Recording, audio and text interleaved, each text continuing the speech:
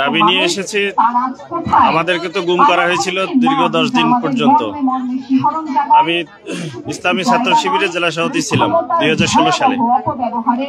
ওই সময় হঠাৎ করেই একটা প্রোগ্রামে ঢাকায় আসি, ঢাকা থেকে র্যাব সদস্যরা নিয়ে যায়, অজ্ঞাত স্থানে নিয়ে যায়, 10 দিন গুম করে রাখে।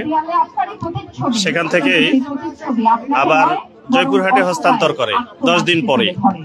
সেখানে থানার পাশেই পাঁচবিবি থানায় নিয়ে যায়, বাইরে নিয়ে যায়, পায়ে পিস্তল ঠেকিয়ে গুলি করে, এই পায়ে হাঁটুতে। এগুলি করার পরে হসপিটালে ফেলে রাখে।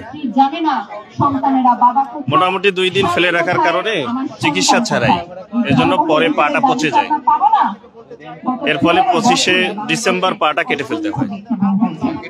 হ্যাঁ, এটা পা কেটে ফেলা আছে। এখান থেকেই এটা আর্টিফিশিয়াল পা লাগিয়ে আপাতত চলাফেরা করা চলছে। আজকে তো দাবি একটাই, যে অন্যায়ভাবে এই জুলুম নির্যাতনের অথবা রাজনৈতিক পরিচয়ের কারণেই এই যে অন্যায়ভাবে গুলি করে অনেক ক্ষতবিক্ষত, কারো হাত নেই, কারো পা কেটে নিয়েছে, এইটার স্বচ্ছ বিচারের দাবিতেই এখানে আসা। শেখ হাসিনা তো পালিয়ে গিয়েছে, এখন আসলে তাহলে বিচারটা কিভাবে চাচ্ছেন, কিভাবে সম্ভব বলে আপনার মনে হয়?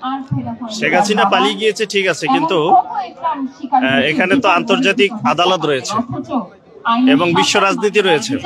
এখানে আন্তর্জাতিক আদালতের মাধ্যমে হাসিনাকে বাংলাদেশে ফিরিয়ে এনে বিচার করা সম্ভব। এজন্য যারা পালিয়ে আছে আন্তর্জাতিক আদালতের সহায়তায় তাদেরকে দেশে নিয়ে এসে একবার সঠিক বিচার নিশ্চিত করতে হবে। এটা দাবি আমাদের।